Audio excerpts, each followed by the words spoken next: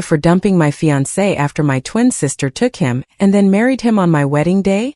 I'm 27 years old, I work in digital marketing, and I need to get this story off my chest because what happened a little over a year ago basically destroyed everything I thought I knew about love, family, and trust. The truth is, there are still days when I wake up and think maybe it was a nightmare. You know, one of those vivid ones that leaves you confused for a few seconds when you open your eyes. But then I remember that no, it all really happened, and my twin sister married my fiancé on the very same day I was supposed to marry him. Yes, you read that right, the same damn day.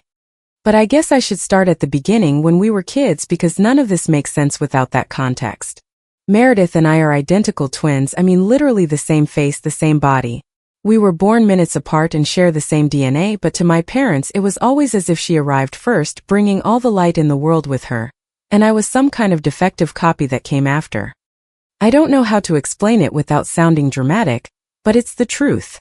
As long as I can remember, Meredith was the perfect child, the princess, the one who could do whatever she wanted without consequences. And I was Madeline, the other daughter, the one who was always doing something wrong, even if I did the exact same thing as my sister. I'll give you a very specific example because I know it sounds exaggerated. When we were about 12, we both got bad grades in math. I think we both failed an important test or something, I don't remember exactly, but it was the same test. Meredith came home crying, you know, with those perfect tears she always knew how to produce on command. My parents comforted her. They told her it was okay, that math was hard, that they would get her a tutor. I arrived 2 hours later with the same grade, and my father yelled at me for half an hour about responsibility and effort, and I was grounded for 2 weeks. Meredith laughed when my parents weren't looking. That kind of thing happened constantly, like all the time, and when I tried to point it out, my parents would tell me I was being dramatic or jealous. In high school it got worse. Meredith could stay out late with her friends, she could use the family car whenever she wanted, she could basically do whatever she pleased. I had a 9 p.m. curfew even on weekends. I had to ask for permission for everything days in advance, and if I protested, I was ungrateful. My parents paid for Meredith's senior trip to Cancun with her friends, but when I asked to go on the same trip, they told me there was no money and besides I hadn't earned it. Do you see what I mean? It was that kind of blatant favoritism that even my classmates noticed and would ask me why my parents hated me so much. The worst part is that Meredith never defended me. Never. In fact, she took advantage of the situation all the time. If she wanted something I had, she just had to ask for it and my parents would force me to give it to her. If we got in trouble together, she knew she could blame me and my parents would automatically believe her. It was like living in a house where there was a favorite daughter and a disposable one. And guess which one I was? When it came time to apply to colleges, I had worked incredibly hard on my admission essay. I spent months writing it, revising it, polishing every word because I knew it was my ticket out of that house and to a decent university far from my family. I wrote about growing up feeling invisible, about finding my voice despite the circumstances, about wanting to be more than just someone else's shadow. It was honest, it was vulnerable, it was good. Meredith read it because I asked for her opinion, you know, because despite everything she was still my twin sister, and at that moment I still had that stupid hope that things could get better between us. 3 weeks later, I discovered that Meredith had copied my essay word for word and submitted it as her own for her college application. She didn't even change anything. She literally copied and pasted my work, my story, my words, and claimed them as hers. I found out by accident when I saw a printed draft in her room. I froze staring at that paper, reading my own words in her application, and I felt like something inside me broke permanently. I asked her what the hell she was doing and she told me with absolutely no remorse that my essay was better than hers and that she needed it more than I did, because I was going to get into some mediocre university anyway. She said that with a smile, as if it were the most normal thing in the world to steal my work and my story. I went to my parents and showed them the evidence.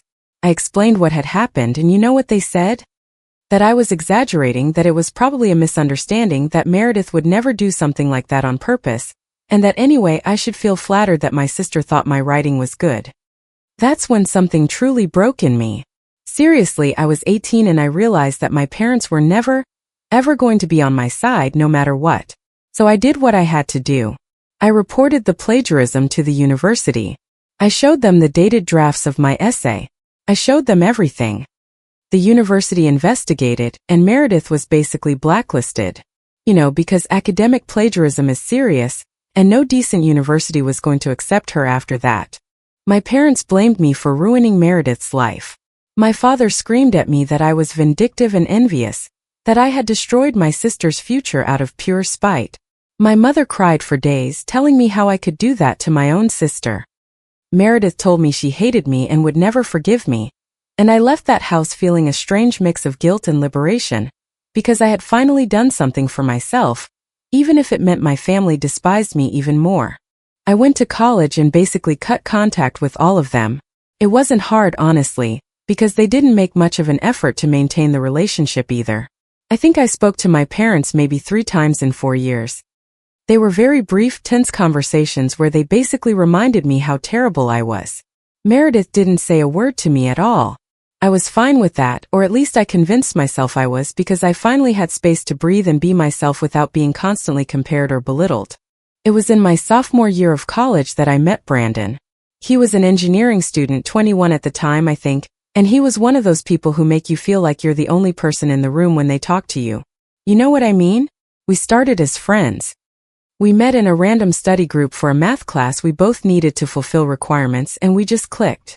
We talked about everything, we spent hours together, and for the first time in my life, I felt like someone truly saw me and valued me for who I was.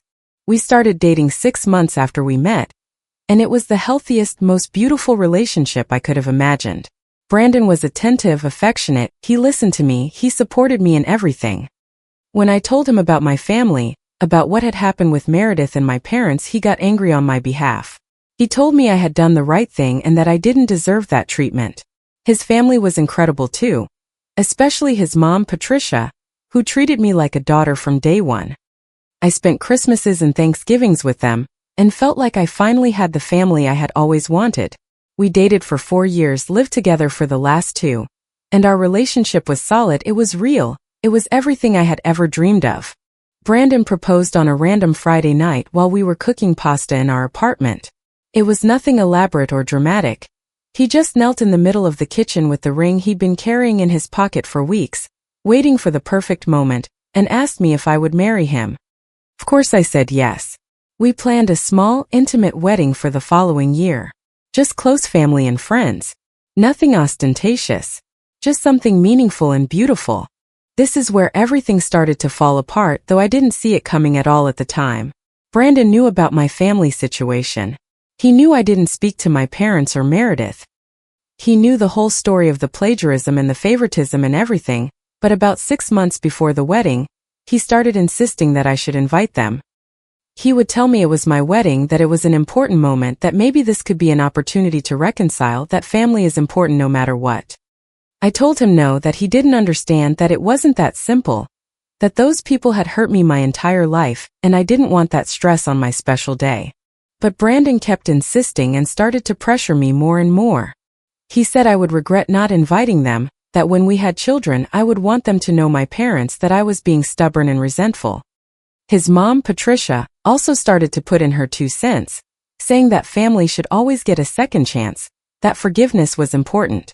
I felt pressured from all sides, as if I were the bad guy for not wanting my toxic family at my wedding, and eventually I caved a little. I agreed to invite my parents, but I made it clear to Brandon that Meredith was not invited under any circumstances.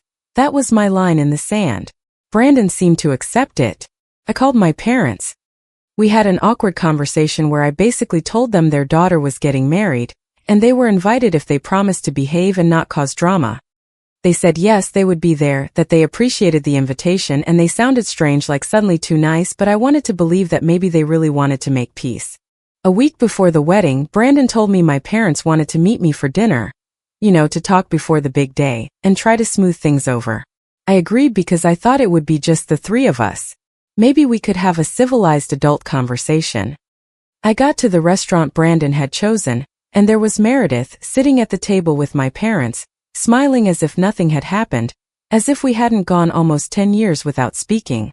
I felt immediately betrayed. I looked at Brandon and asked him what the hell was going on, why she was there when I had made it crystal clear that I didn't want to see her. My parents started with a prepared speech about family healing, about how Meredith had matured and wanted to apologize, about how we should leave the past behind and be a family again. Meredith said nothing, just looked at me with that expression I knew so well, that mix of smugness and false innocence she always used when she knew she was going to get her way.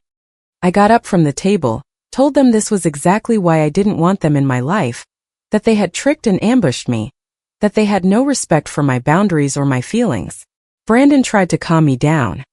He asked me to sit and listen, that it was just for an hour. What was the harm in trying to make peace with my sister? And right there, in that moment, I realized he didn't get it, that he truly didn't understand what it was like to grow up with this kind of manipulation and favoritism, and that maybe he never would. I left the restaurant, drove home crying, and waited for Brandon to arrive so we could talk. But Brandon didn't come home that night. In fact, Brandon didn't come home the next day either. He sent me a text saying he needed time to think, that he was disappointed in my reaction, that he had expected more maturity from me. I sent him like 50 messages back, explaining myself, telling him we needed to talk, begging him to understand my perspective. He stopped responding. 7 days passed without hearing from Brandon, 7 full days where my fiancé, the man I was going to marry in a week, completely ghosted me. He wasn't answering calls or responding to texts. He wasn't at the apartment when I got home. I was devastated, confused, scared. I called Patricia and she sounded strange. She told me Brandon was fine, but he needed space, that I should let him process his emotions. I called Brandon's friends and nobody knew anything, or so they said. 3 days before the wedding, when it was clear that Brandon wasn't going to show up or talk to me, I started canceling everything. I called the venue, I called the caterer, I called the photographer, I called everyone and canceled the entire wedding. Some vendors were understanding, others weren't. We lost deposits, we lost money, but at that point I didn't care anymore. I just wanted this to be over. I just wanted to understand what the hell had happened to the man who supposedly loved me, and with whom I had planned to spend my life. On the day that was supposed to be my wedding, I stayed in bed all day. I couldn't move, I couldn't eat, I couldn't do anything except stare at the ceiling and wonder how I had gotten to this point. My friends came to see me, they brought me ice cream and movies, they tried to cheer me up, but I was broken in a way I didn't know it was possible to be broken. Around 6 p.m., one of my friends was checking social media and found pictures of a wedding that had happened that very day. Brandon had married Meredith. I can't describe what I felt in that moment. It was as if all the air had been sucked out of the room, as if my brain had shut down because the information was too impossible to process. My fiancé had married my twin sister on the same day. He was supposed to marry me. He had used our venue, our caterer, our plans, everything, but with her instead of me. The photos showed my parents there, smiling, celebrating, as if this were the most normal and wonderful thing in the world. The following months were the darkest of my life. I moved into a new apartment because I couldn't stand being in the place I had shared with Brandon, the place where we had planned our future together. I had to take time off work because I couldn't function, I couldn't concentrate on anything. I went to therapy, many sessions, trying to understand how I had gotten here, trying to process the betrayal and the pain. My friends were incredible, my boss was understanding, but none of that changed the fact that the two people who had hurt me the most in my life, my sister and my family, had just done it again, but in a way I couldn't have even imagined possible. The worst part was not knowing what had happened. I didn't know why Brandon had done this when whatever was between him and Meredith had started. If he had been cheating on me the whole time, or if it was something that happened in that week he disappeared. I had no answers and it was killing me. But I had no way to get them either because Brandon didn't respond to any attempt at contact, and obviously I wasn't going to humiliate myself by reaching out to Meredith or my parents. Slowly I started to rebuild. I went back to work. I started hanging out with friends again. I forced myself to do normal things even if I felt nothing inside. I moved to another city for a fresh start.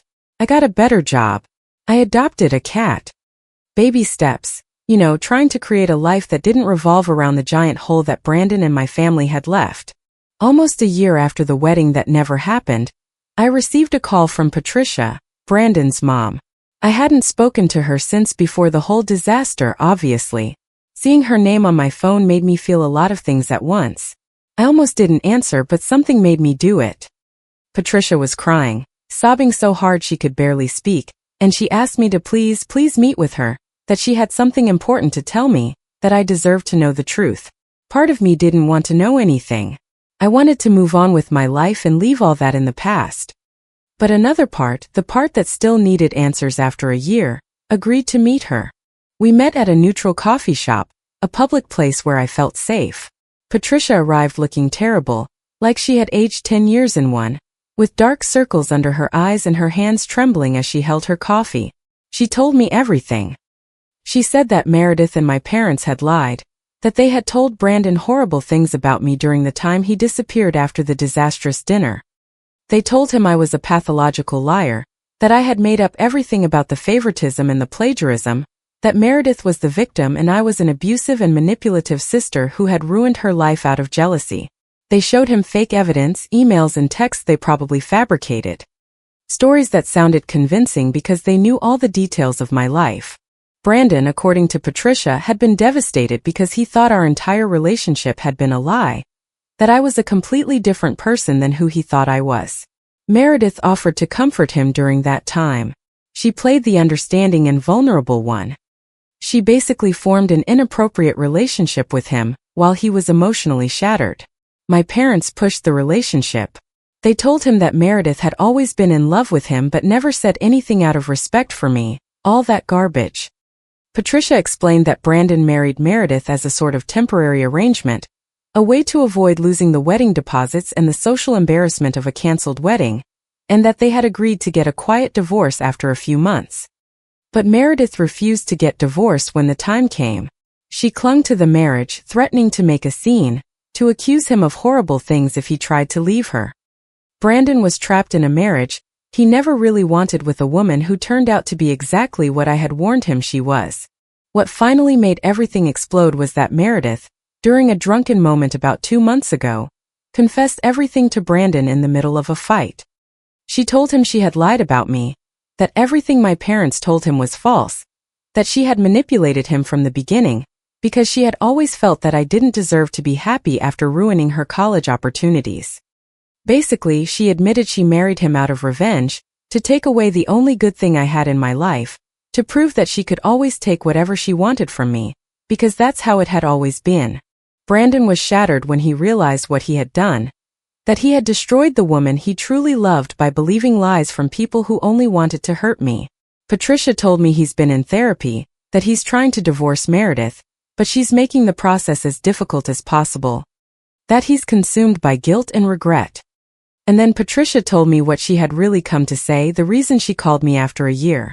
Brandon wanted to see me. He wanted to apologize, he wanted to explain everything, he wanted to beg me to forgive him and see if there was any chance, any possibility at all that we could try again. I just sat there listening to all of this and felt absolutely nothing. It was as if Patricia were talking about people I didn't know, about a story that had nothing to do with me. When she finished speaking and looked at me, waiting for a response, I told her very calmly that I was not going to meet with Brandon, that I didn't want his apologies, that I didn't care how much he was suffering or how regretful he was, because that was the price of his decisions. I told Patricia that Brandon was an adult when he chose to believe my family over me after a 4-year relationship where I had never given him any reason to doubt me. He was an adult when he chose to ghost me the week before our wedding instead of talking to me about his doubts. He was an adult when he chose to marry my twin sister on the day he was supposed to marry me, and now he could be an adult and live with the consequences of those decisions. Patricia tried to argue.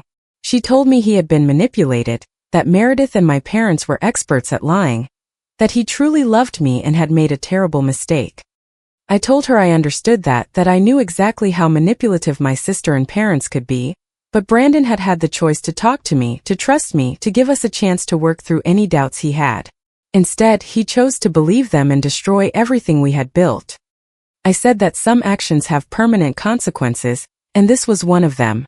I told her I hoped Brandon would learn from this, that I hoped he would eventually find peace, but that I was no longer a part of his story, and he was no longer a part of mine. That I had spent a year rebuilding myself from the wreckage he and my family had left behind, and I was not going to destroy that progress by letting him back into my life. Patricia cried and cried. She told me she understood but pleaded with me to reconsider, that Brandon was really having a hard time. And you know what? I didn't care. I didn't feel satisfaction or revenge or anything dramatic. I just felt a kind of peace, knowing that Brandon finally understood what he had lost, knowing that he would have to live the rest of his life with the knowledge that he destroyed the best relationship he ever had by believing the lies of manipulative people. That was his cross to bear, not mine. After that conversation, I blocked Patricia's number. I blocked any way Brandon might have of contacting me, and I moved on with my life. I don't know what happened with his divorce, I don't know how my family is, and honestly I don't care. I cut all ties, changed cities, and built a new life with people who truly value and respect me. Sometimes I think about what my life would have been like if Brandon hadn't insisted I invite my family to the wedding, if he had trusted my judgment about my own family, if he had maintained that boundary. But then I realized that if he was capable of abandoning me so easily, of believing people he'd known for a few hours over the woman he'd spent 4 years with, then it was probably better to find out before we got married and had kids with him. It hurts, obviously, but it's better than having discovered his true nature 10 years later with children involved. My therapist says I'm processing everything incredibly well, that the fact that I could set boundaries with Patricia and the entire situation shows huge emotional growth. I guess she's right. I've learned that some people, no matter if they share your blood or if they once said they loved you, are toxic and destructive, and it's okay, in fact it's necessary to cut them completely out of your life in order to heal and be happy. I've learned that forgiveness is not something you owe anyone, especially people who have deliberately hurt you again and again, without showing real remorse until they face consequences. I'm okay now, really. I have a job I like. I live in a new city. I have incredible friends who are more family to me than my blood family ever was. I'm dating someone new. Nothing serious yet, but it's nice, it's healthy. It's someone who respects my boundaries and my story. There are still hard days, of course, but they're becoming less frequent. Last week, I found old photos of Brandon and me from when we were happy and everything was simple and good, and I looked at them without crying for the first time. I saw them as if they were pictures of someone else, of another life that no longer exists. And I felt grateful, like genuinely grateful that that life ended when it did, because the life I'm building now is entirely my own. It isn't contaminated by people who never valued or truly saw me. That has to count for something, right? At the end of the day, I survived the worst thing I could imagine, and I'm still here. I'm still standing. I still have the capacity to trust and love and believe in something better. And that's enough for now. Comment. This story really highlights the incredible strength it takes to choose yourself. Setting firm boundaries isn't an act of cruelty. It's a profound act of self-respect. Sometimes the most loving thing you can do for your future self is to walk away from people who refuse to see your worth. You are not responsible for fixing the people who broke you. Your only responsibility is to your own healing and your own peace. True closure doesn't always come from an apology. Often it comes the moment you realize you no longer need one to move forward. Be incredibly kind to yourself on your journey. You have the power to build a new life filled with people who truly honor and respect you. If you liked it, don't forget to leave a comment and support the channel by subscribing. See you in the upcoming stories.